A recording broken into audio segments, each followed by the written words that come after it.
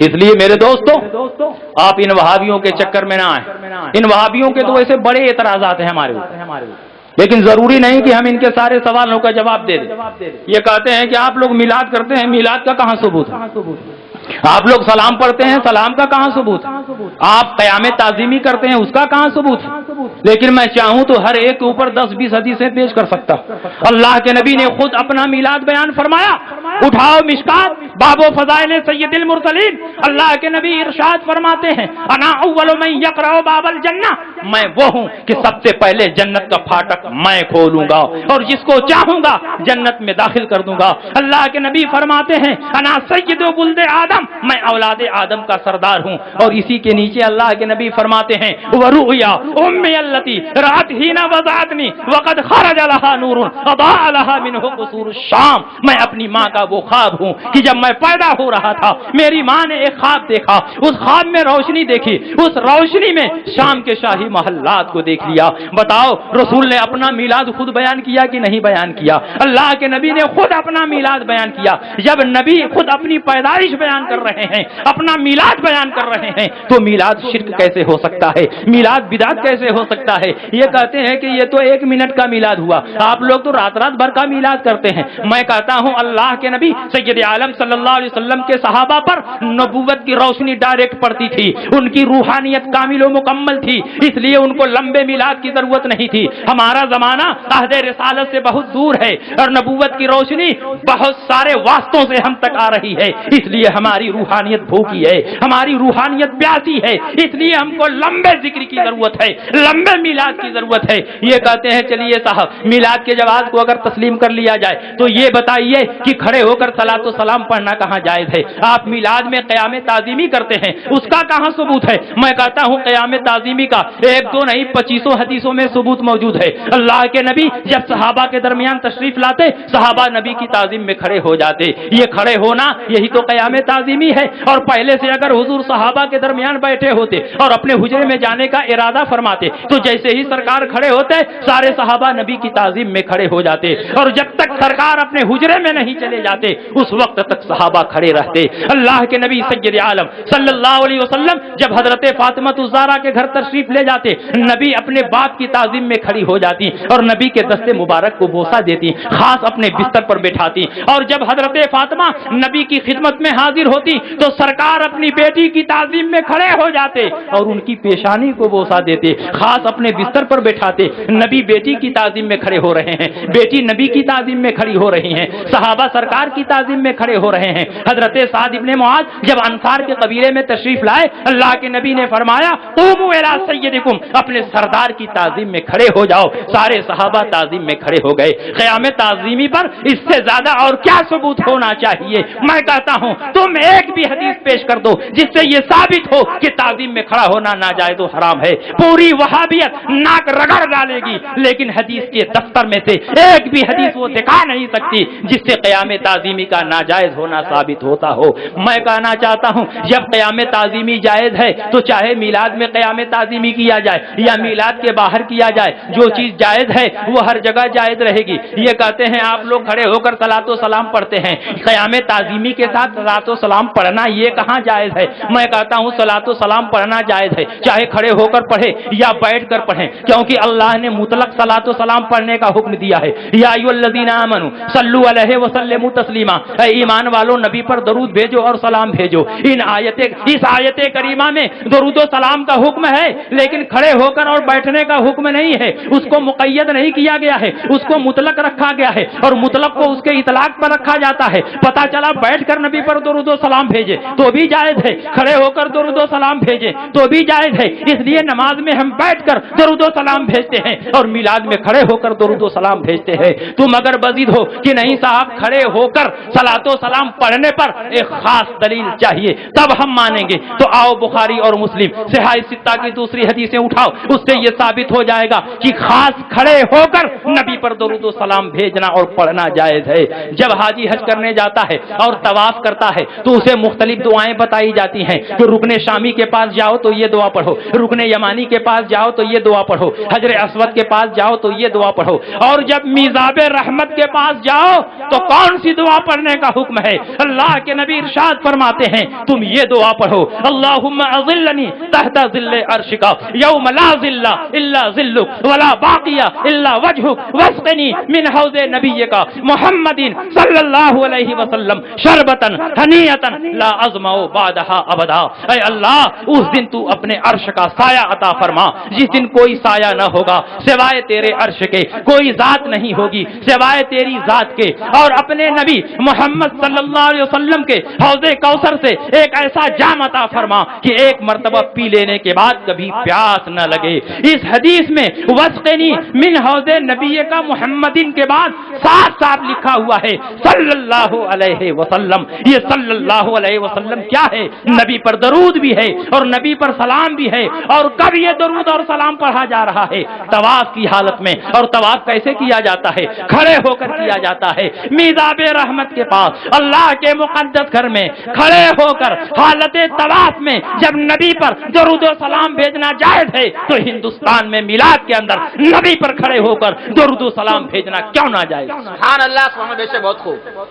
یہ کہتے ہیں کہ آپ لوگ فاتحہ پڑھتے ہیں، آپ لوگ فاتحہ کرتے ہیں تو فاتحہ کا کہاں ثبوت ہے؟ صحابہ کرام تو فاتحہ نہیں کرتے تھے، سامنے کھانا نہیں رکھتے تھے۔ میں کہتا ہوں فاتحہ کا بھی ثبوت ہے۔ اللہ کے نبی سید عالم صلی اللہ علیہ وسلم نے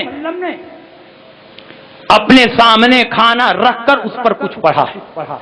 حضرت انس رضی اللہ تعالیٰ عنہ فرماتے ہیں کہ میری ماں نے حضور علیہ السلام کی خدمت میں کچھ کھانا پیش کیا جس میں گھی، کھجوریں اور دہی کو ملا دیا گیا تھا۔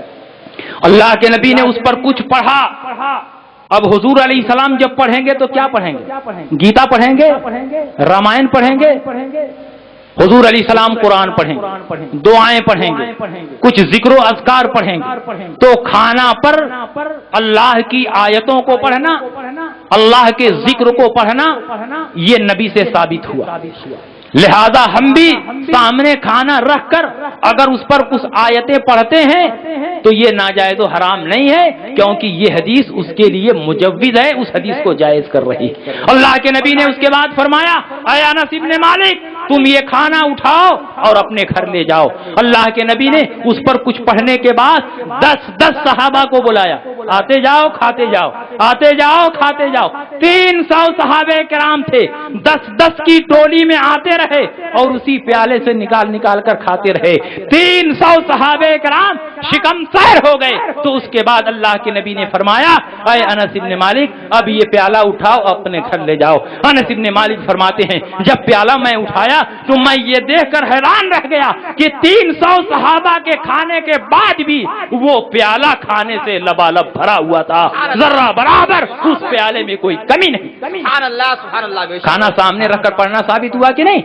اور فاتحہ یہ ہے کیا؟ یہ نادان کیا جانے فاتحہ کیا؟ فاتحہ ایصال ثواب کی ایک قسم ہے، یعنی کچھ آیتیں پڑھ کر مردوں کو ثواب پہنچانا۔ ایصال ثواب کی ایک قسم ہے، اور زندوں کے لیے یہ جائز ہے کہ اپنے نیک عمل کا ثواب مردوں کو پہنچائے، اور ایسا بے شمار حدیثوں سے ثابت ہے۔ آپ کتاب الاضاحی اٹھا کر دیکھیں، اللہ کے نبی جب بقرعید کے دن قربانی کرتے تھے تو اگر ایک جانور کی قربانی کرتے تو اللہ کے نبی فرماتے اے اللہ یہ قربانی میری طرف سے اور میری امت کے ان افراد کی طرف سے جنہوں نے قربانی نہیں کی۔ تو اگر امت کو ثواب نہیں پہنچتا تو اللہ کے نبی اس قربانی میں اپنی امت کو کیوں شریک فرماتے؟ اور جب 2 جانور کی قربانی کرتے تو ایک جانور کے بارے میں فرماتے اے اللہ یہ میری طرف سے ہے اور یہ جانور میری امت کے ان افراد کی طرف سے ہے جنہوں نے قربانی نہیں کی ہے۔ اگر امت کو ثواب پہنچانا مقصود نہ ہوتا تو اللہ کے نبی جانوروں کی قربانی میں اپنی امت کو شریک نہ فرماتے۔ ابو داؤد ابن ماجہ نسائی کی حدیث ہے، اللہ کے نبی کی خدمت میں ایک عورت حاضر ہوئی، ان امراتم من جہینہ جاءت الى النبی صلی اللہ علیہ وسلم وقالت یا رسول اللہ ان امی نظرت ان تحج فلم تحج حتى ماتت افاحج عنها قال حجی عنها۔ ایک عورت نبی کی خدمت میں حاضر ہوئی جو قبیلہ جہینہ سے تعلق رکھتی تھی، اور فرمایا یا رسول اللہ میری ماں نے نظر مانی تھی کہ وہ حج کریں گی لیکن میری ماں کا انتقال ہو چکا ہے، تو کیا میں اپنی ماں کی کی طرف سے حج کر لوں ان کو ثواب پہنچ جائے گا. اللہ کے نبی نے فرمایا حجی عنہا, حج کر لے ان کو ثواب پہنچ جائے گا. ایک دوسری حدیث, ایک عورت نبی کی خدمت میں حاضر ہوئی جن کا تعلق قبیلہ خثعم سے تھا. ان امرأة من خثعم جاءت الى النبي صلی اللہ علیہ وسلم وقالت یا رسول اللہ ان فریضۃ اللہ ادرکت ابی شیخا کبیرا لا يثبت على الراحلہ افاحج عنہ قال حجی عنہ وذلك فی حجۃ الوداع. ایک عورت نبی کی خدمت میں حاضر ہوئی, عرض کیا یا رسول اللہ میرے باپ کے اوپر اس وقت حج فرض ہوا جب بالکل بوڑھے ہو چکے تھے, وہ سواری پر سوار نہیں ہو سکتے, تو کیا میں اپنے باپ کی طرف سے حج کر لوں, میرے باپ کو اس کا ثواب مل جائے گا؟ اللہ کے نبی نے فرمایا حج کر لے ثواب مل جائے گا. حج لڑکی کر رہی ہے ثواب ماں کو مل رہا ہے, حج لڑکی کر رہی ہے ثواب باپ کو مل رہا ہے, اور تم کہتے ہو زندوں کے عمل کا ثواب مردوں کو نہیں پہنچتا, اس لیے ایصال ثواب بیکار ہے. تمہارا کہنا بھی ٹھیک ہے, ثواب پہنچتا بھی ہے اور ثواب نہیں بھی پہنچتا ہے, یہ مردوں پر ڈیپینڈ کرتا ہے کہ مردہ کیسا ہے. اگر مردہ مسلمان ہو تو ثواب پہنچتا ہے, مردہ مسلمان نہ ہو تو ثواب نہیں پہنچتا ہے. اس کا ثبوت یہ ہے, ابو داؤد کی حدیث ہے, حضرت عمرو بن العاص نبی کی خدمت میں حاضر ہوئے اور کہا یا رسول اللہ میرا باپ عاص ابن وائل مر گیا, اور اے اللہ کے نبی آپ کو تو معلوم ہے کہ میرا باپ پوری زندگی آپ کی تکذیب کرتا رہا, آپ سے ٹکر لیتا رہا, جنگوں میں آپ سے لڑتا رہا, ایمان نہیں لایا, مشرک تھا, شرک اور کفر پر مرا, لیکن جب مرنے لگا تو اس نے مجھ کو بلا کر, میرے بھائی کو بلا کر یہ وصیت کی کہ تم دونوں میری طرف سے 50 غلام آزاد کر دینا. محمد کی باتیں کہیں آخرت میں سچی نکل گئی تو بچنے کے لیے کچھ تو ہونا چاہیے.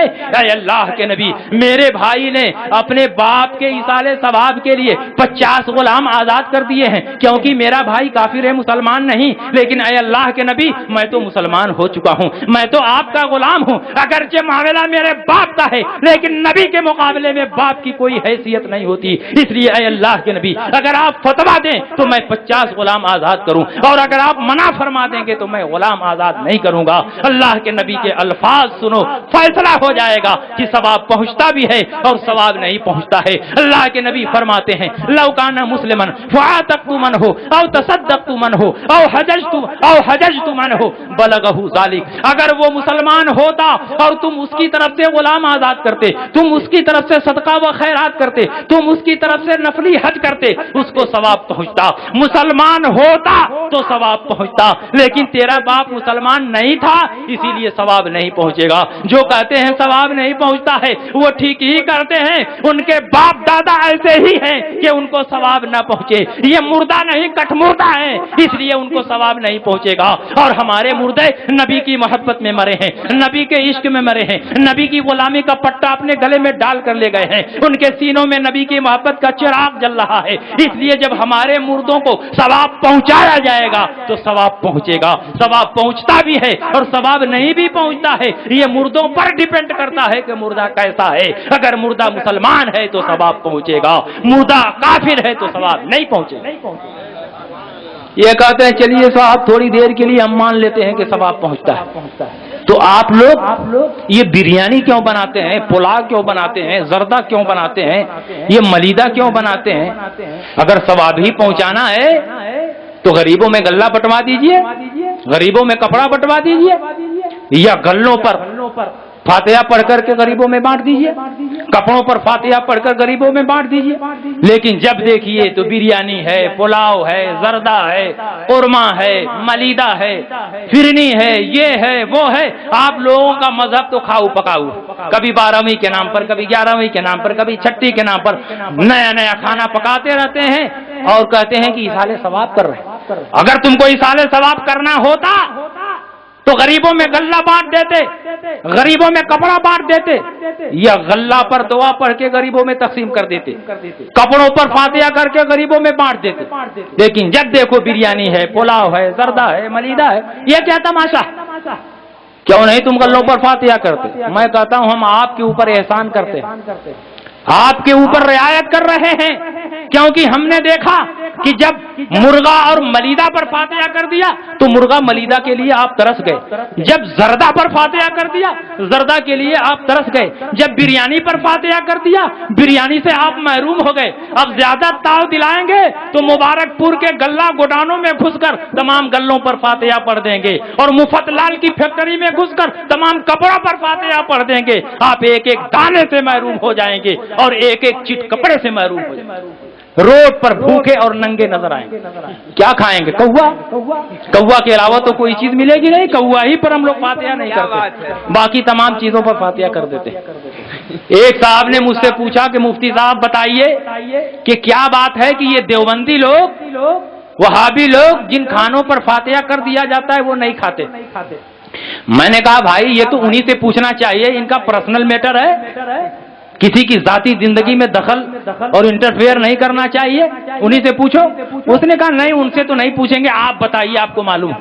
میں نے کہا انہی سے پوچھو، کہا نہیں آپ بتائیے۔ میں نے کہا میں بتاؤں گا نہیں، صرف ایک حدیث پڑھ دیتا ہوں، بخاری کی حدیث، بے عشق محمد جو پڑھاتے ہیں بخاری، آتا ہے بخار ان کو بخاری نہیں آتی، اسی بخاری سے ایک حدیث پڑھ دیتا ہوں اور جواب سمجھنا تمہارا کام۔ اس نے کہا ٹھیک ہے آپ حدیث بتائیے۔ میں نے کہا اللہ کے نبی نے ارشاد فرمایا ان الشیطان یستحل الطعام الا یذکر اسم اللہ علیہ، شیطان اس کھانے کو کھانے لگتا ہے جس پر بسم اللہ نہ کیا جائے، اور جب بسم اللہ پڑھ دیا جائے تو شیطان اس کو کبھی نہیں کھائے گا۔ اور یہاں تو صرف بسم اللہ نہیں، اعوذ باللہ بھی پڑھ دیا، بسم اللہ بھی پڑھ دیا، سورہ فاتحہ بھی پڑھ دیا، چاروں کل پڑھ دیا۔ اب شیطان نہیں، شیطان کا باپ بھی کھانا چاہے تو کھا ہی نہیں سکتا۔ کیا بات ہے، بہت بے شک۔ تم کہتے ہو کھانے پر کیوں فاتحہ پڑھتے ہو؟ نادانو سنو، اس کو بھی میں ایک حدیث سے ثابت کرتا ہوں۔ اللہ کے نبی نے ارشاد فرمایا بخاری کی حدیث، لا تنفق امرأة شیئا من بیت زوجها الا باذن زوجها، کوئی عورت اپنے شوہر سے اجازت لیے بغیر شوہر کے گھر سے کچھ بھی خرچ نہ کرے۔ وقیل ولا الطعام یا رسول اللہ، کہا گیا اے اللہ کے نبی کیا عورت کھانا بھی کسی کو نہیں دے سکتی ہے شوہر سے پوچھے بغیر؟ اللہ کے نبی نے فرمایا ولا الطعام وذالک افضل اموالنا، کھانا بھی کسی کو نہیں دے سکتی ہے، اور کھانا تو ہمارے اموال میں سب سے افضل ہے۔ اللہ کے نبی نے سب سے افضل کس کو قرار دیا؟ موبائل کو نہیں، گاڑی گھوڑے کو نہیں، مکان دکان کو نہیں، کھانے کو سب سے افضل قرار دیا، کیونکہ موبائل پر زندگی کا دار و مدار نہیں ہے، مکان اور دکان پر زندگی کا دار و مدار نہیں ہے، کپڑے پر زندگی کا دار و مدار نہیں ہے، لیکن کھانے پر زندگی کا دار و مدار ہے۔ اگر آدمی نہیں کھائے گا تو مر جائے گا، بغیر موبائل کے رہ سکتا ہے، بغیر گاڑی گھوڑے کے رہ سکتا ہے، بغیر بیوی بچوں کے رہ سکتا ہے، لیکن بغیر کھانے کے زندہ نہیں رہ سکتا۔ اس لیے اللہ کے نبی نے فرمایا وذالک افضل اموالنا، اور یہ ہمارے اموال میں سب سے افضل ہے، جو سب سے افضل تھا اس پر ہم نے فاتحہ پڑھی، اور یہ چغد اعتراض کر رہا ہے کہ کیوں کھانے پر فاتحہ پڑھی۔ اس لیے میرے دوستو آپ ان وہابیوں سے ہوشیار ہو جائیے، ان سے دور رہیے، کیونکہ میل جول غلط ملت کی وجہ سے یہ وہابیت پوری تیزی کے ساتھ پھیل رہی ہے۔ اگر آپ ان وہابیوں کا بائیکاٹ کیے ہوتے، ان سے رشتہ ناتا ختم کیے ہوتے تو یہ وہابی سیلاب کی طرح دنیا میں نہ پھیلتے، صرف ہمارے میل جول کی وجہ سے یہ پھیل رہے ہیں۔ ایک مرتبہ ہالینڈ میں میں تقریر کر رہا تھا، ایک صاحب نے مجھ سے پوچھا کہ آپ جب سے ہالینڈ میں آئے ہیں کل ہی وہابیوں کے خلاف تقریر کر رہے ہیں۔ میں نے کہا یہ غلط ہے، صرف وہابیوں کے خلاف نہیں قادیانیوں کے خلاف بھی تقریر کر رہا ہوں، کیونکہ یورپ میں دو ہی فتنے تیزی کے ساتھ سر ابھار رہے ہیں، ایک وہابیت دوسرے قادیانیت، حالانکہ یہ دونوں انگلی پر گننے کے لائق ہیں۔ پورے ہالینڈ میں وہابیوں کی صرف ایک مسجد ہے جس کو رحمانیہ مسجد کہتے ہیں، اور قادیانیوں کی بھی صرف ایک مسجد ہے، اور اہل سنت والجماعت کی چاروں طرف مسجدیں ہیں۔ یہ کہتے ہیں ساری دنیا میں ہم ہی ہم ہیں، ساری دنیا میں ہم ہی ہم ہیں، حج کرنے جاؤ تو دیکھ لو کہ ہم ہی ہم ہیں۔ ارے نادانو، سعودیہ عربیہ بلکہ خاص طور پر حرمین طیبین کے علاوہ پوری دنیا دنیا میں کہیں بھی چلے جاؤ اہل سنت والجماعت کا غلغلہ ہے، گلی گلی میں مصطفیٰ جان رحمت کا ترانہ ہے، گلی گلی میں یا نبی سلام علیک یا رسول سلام علیک پڑھا جا رہا ہے، جگہ جگہ اعلیٰ حضرت کا تذکرہ ہو رہا ہے۔ مجھے جرمنی جانے کا اتفاق ہوا، فرانس جانے کا اتفاق ہوا، بیلجیم جانے کا اتفاق ہوا، بروسل جانے کا اتفاق ہوا، اور مجھے پیرس بھی جانے کا اتفاق ہوا، لیکن خدا کی قسم جہاں جہاں گیا ہر جگہ مسلک اعلیٰ حضرت پوری تیزی کے ساتھ آگے بڑھ رہا ہے۔ مسلک اعلیٰ حضرت کا ترانہ، اعلیٰ حضرت فاضل بریلوی کی نعتیں ہر آدمی کی زبان پر گونج رہی ہیں۔ آدمی ڈچ زبان میں نعتیں لکھ کر اعلیٰ حضرت کی پڑھ رہا ہے، انگلش میں نعتیں لکھا ہے، اعلیٰ حضرت کی نعتیں پڑھ رہا ہے۔ بوڑھے بوڑھے لوگ جن کے پاس آواز نہیں ہے وہ بھی لمیات نذیر و کفی نذرین اپنے انداز میں گنگنا رہے ہیں۔ ہم لوگوں کو تو اعلیٰ حضرت کا ایک بھی کلام پورا یاد نہیں ہے، لیکن خدا کی قسم میں نے ہالینڈ میں دیکھا کہ جب وہاں میلاد ہوتی ہے اور سارے بڑے بوڑھے جمع ہوتے ہیں تو ایک لائن سے نعت خوانی شروع ہو جاتی ہے۔ ایک نعت پڑھا وہ بھی اعلیٰ حضرت کی نعت، دوسرا پڑھ رہا ہے وہ بھی اعلیٰ حضرت کی نعت، تیسرا پڑھ رہا ہے وہ بھی اعلیٰ حضرت کی نعت، سب کے سب اعلیٰ حضرت ہی کی نعت پڑھتے ہیں، ان کو کسی اور کی نعت پسند ہی نہیں آتی ہے۔ یہ اعلیٰ حضرت کی مقبولیت کی دلیل ہے، کیونکہ جس شخصیت نے نبی کے ناموس پر اپنی عزت کو قربان کر دیا تو اللہ تعالیٰ نے اپنی بارگاہ سے یہ عطیہ عطا فرمایا کہ تم نے اپنے آپ کو فنا کر دیا ہے لیکن میں نے تیرے نام و نشان کو پوری دنیا میں زندہ کر دیا ہے۔ جہاں جاؤ اعلیٰ حضرت کا تذکرہ ہے۔ تقریر کر رہا تھا، ایک صاحب نے کہا صاحب کیا بات ہے کہ آپ وہابیوں کے خلاف بہت بولتے ہیں، اگر آپ کی تقریر کو ہم نے صحیح سمجھ لیا ہے تو اس کا مطلب یہ ہے کہ ہم لوگ غلط اور باطل ہیں، ہم لوگ دین سے باہر ہیں، ہم لوگ مسلمان نہیں ہیں۔ میں نے کہا تم نے ٹھیک میری تقریر کو سمجھا، میری تقریر کا خلاصہ یہی ہے کہ تم لوگ دین سے باہر ہو، تمہارا دین اور اسلام سے کوئی تعلق نہیں ہے۔ اس نے کہا کہ اگر ہم لوگ غلط اور باطل ہیں تو کیوں اتنی تیزی کے ساتھ ہمارا مذہب پھیل رہا ہے؟ پوری سنی آبادی میں اگر ایک وہابی پیدا ہو جائے تو دھیرے دھیرے وہ وہابی سارے سنیوں کو وہابی بنا دیتا ہے، لیکن یہ سارے سنی مل کر اس ایک وہابی کو سنی نہیں بنا پاتے۔ ایک وہابی سب کو وہابی بنا دیتا ہے، لیکن آبادی کے سارے سنی مل کر ایک وہابی کو سنی نہیں بنا پاتے۔ میں نے سوچا کہ اگر اس کا علمی جواب دوں تو یہ بیچارہ تو بالکل سمجھ میں نہیں ہے، سمجھ نہیں پائے گا۔ میں نے کہا اچھا بتاؤ تمہارے ہالینڈ میں ٹماٹر لکڑی کی پیٹی میں پیک ہو کر کے آتا ہے کہ نہیں؟ اس نے کہا ہاں آتا ہے۔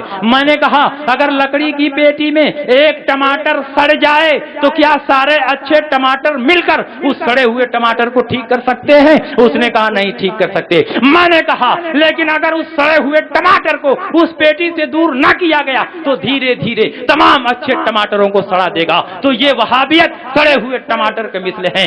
یہ وہابی ایک فاسد جرثومہ ہے، ایک زہریلا مادہ ہے۔ وہابی اس زمانے کا کینسر ہے، وہابی اس زمانے کا بدبودار پھوڑا ہے۔ اس لیے ضروری ہے کہ وہابیوں کو اپنے معاشرے سے دور کر دو، وہابیوں سے الگ ہو جاؤ۔ اگر تم وہابیوں سے الگ نہیں ہوگے تو دھیرے دھیرے تمہارے ایمان پر خطرات کے بادل منڈلانے لگیں گے۔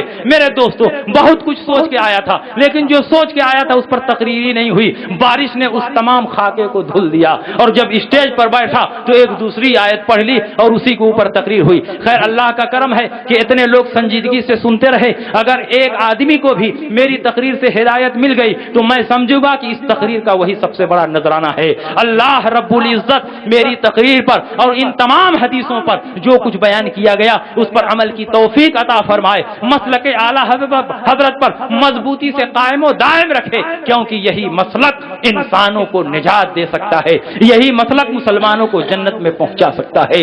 لحد میں عشق رخ شہ کا داغ لے کے چلے، اندھیری رات سنی تھی چراغ لے کے چلے، تیرے غلاموں کا نقش قدم ہے راہ خدا، وہ کیا بہت سکے جو یہ سراغ لے کے چلے۔ وآخر دعوانا ان الحمدللہ رب العالمین وما علینا الا البلاغ۔ السلام علیکم۔ ماشاءاللہ ماشاءاللہ۔